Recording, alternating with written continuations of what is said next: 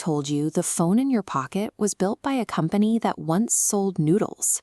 In 1938, the setting was a tiny, dusty trading post in Daegu, Korea. It was an outdoor market defined by laborers and the daily struggle of a country under colonial rule. The man running this shop was Lee Byung-Chull. He wasn't a tech visionary or an engineer. He was a businessman trying to survive by selling dried fish and noodles.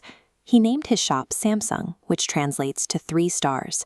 He chose it to represent something big, numerous, and powerful. At the time, that ambition was a stark contrast to his reality. Lee was at the bottom, selling groceries while dreaming of a global empire.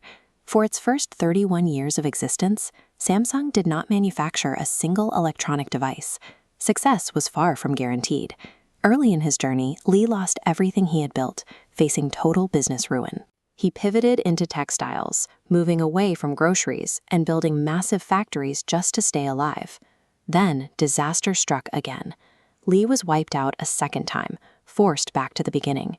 He spent the following years in a series of frantic pivots, moving the company into insurance and retail to maintain cash flow. These 31 years of messy, unrelated industries became a training ground. Surviving those repeated collapses built the operational muscle required to eventually navigate the high-stakes world of technology. By 1969, Lee had been hardened by decades of brutal business cycles. He began looking for a new horizon. He decided to pivot into the completely foreign, highly complex frontier of electronics. It was a dangerous move. An insurance and retail company was suddenly attempting to build circuitry from scratch. Their first products were rudimentary. These black and white televisions were the unpolished beginnings of their now famous tech division. This leap was backed by 30 years of survival. Lee entered the electronics market as a leader who had already navigated the total loss of his business twice. That gamble on clunky televisions eventually evolved into a global tech empire. Decades of aggressive expansion and compounding pivots resulted in the massive scale we see today. This chart shows the result of that persistence. Today, Samsung manufactures 1 in 5 smartphones globally. This represents 20% of the entire global market, translating into billions of devices in circulation across every continent.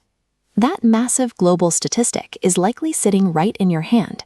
The 1938 vision of the 3 stars took over 80 years to fully realize. That name survived through decades at textile mills, insurance offices, and early electronics to reach this point of global dominance. Your current circumstances do not define your final destination. A perfect starting point is not required. You just need to start.